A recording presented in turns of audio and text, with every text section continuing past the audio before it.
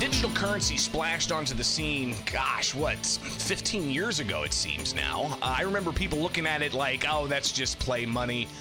I remember toying around with it, and I think I had like half a Bitcoin at that time, and I was curious about the transaction and bought a sweater online and got it, and I bet that sweater now is probably worth $5,000, and it didn't even fit. That just shows you how rapidly digital currency has grown, and in particular, Bitcoin. I mean, right now, last I checked, it was like $104,000 per Bitcoin, when back in 2017, it was like $15,000 per Bitcoin. So what's the marketplace look like? Is it a legitimate currency, or is it a store of value?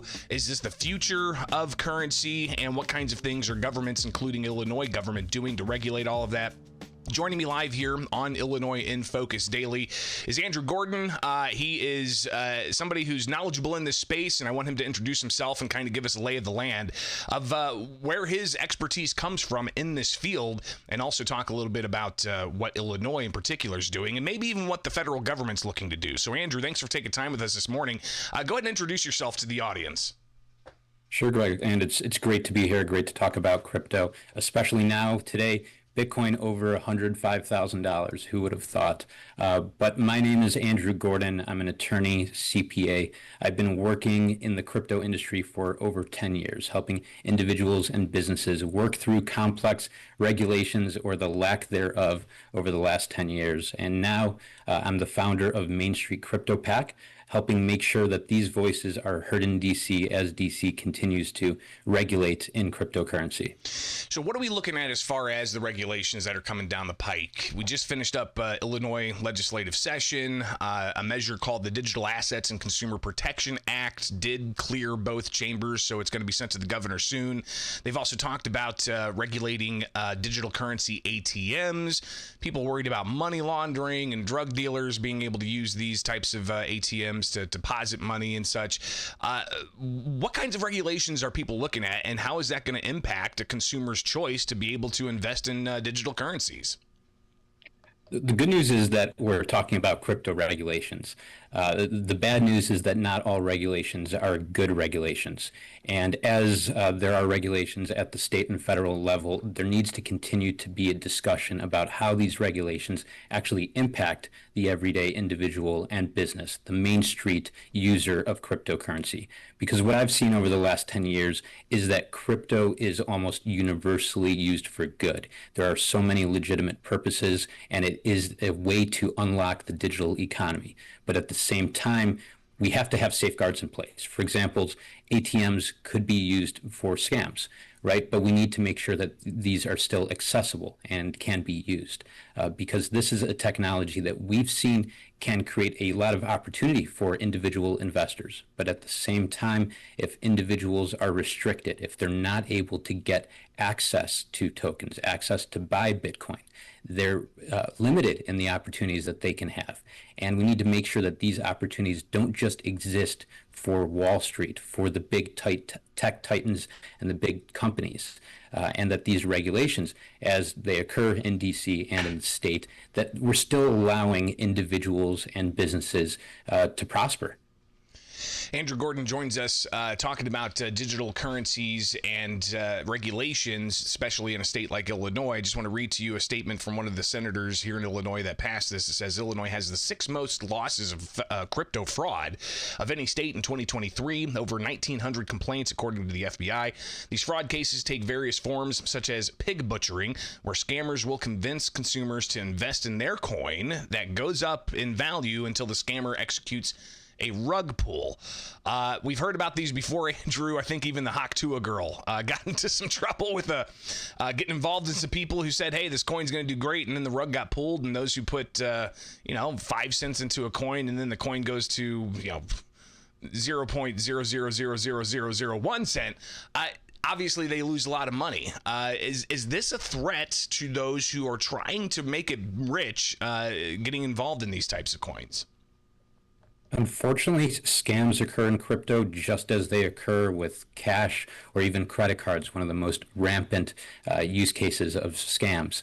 But at the same time, while there are some of these examples, what I've seen every single day is how crypto can be used to generate wealth for individuals, how businesses have used crypto as a means to accept payment. I've got a client who's an Uber driver in Chicago, and he uses stable coins to send back payments to his family in South America.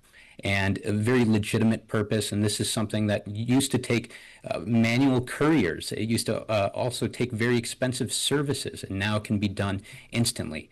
And so there are all of these great uses of cryptocurrency. But at the same time, we need to make sure that safeguards are in place, that there are protections against scams, that there's education, and that if you're engaged in a scam, that enforcement is targeted towards that, rather than just enforcing vague regulations overall. So yes, these types of things do occur as they occur with all types of exchange, but crypto uniquely has a massive opportunity. It's like we're at the early days of the internet, and we wouldn't have said back then that we should restrict the internet, especially if we know today of what the internet has become.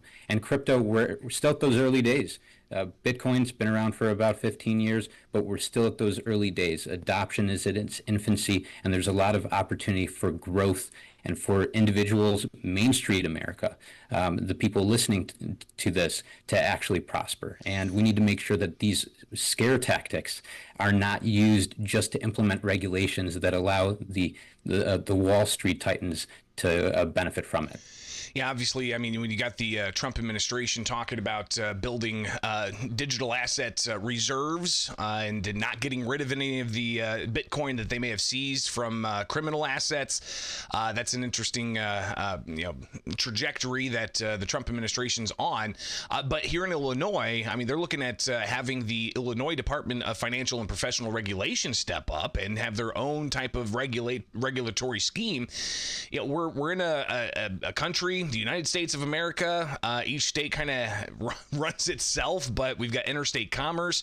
Is the state of Illinois setting this up possibly going to make things more difficult across the board when it comes to having its own regulatory scheme versus what the federal government may have?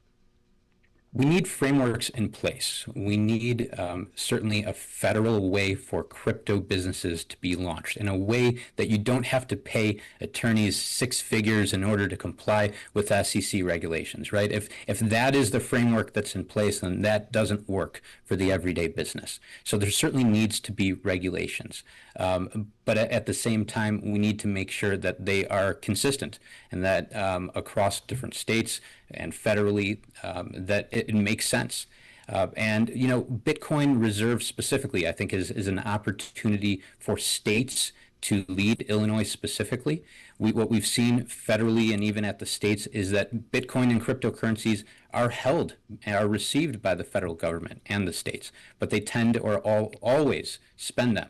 And over time, billions of dollars have been lost by not holding cryptocurrency. So a Bitcoin reserve, I think, is certainly a way that the state of Illinois can lead the charge, and I hope we see gets passed.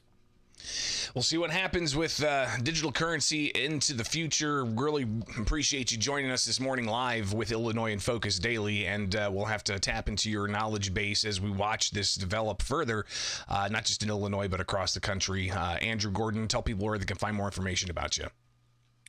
Well, thank you, Greg. It was a pleasure being here. Check out our website, mainstreetcrypto.com.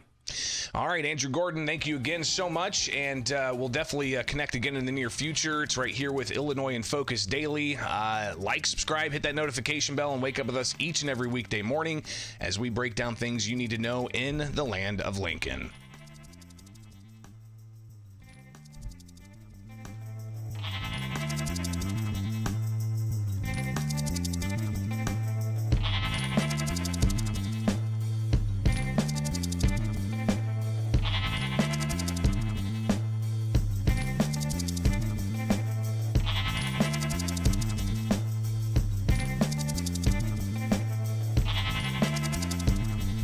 Next up, you see I'm going to share that Alan Gottlieb conversation.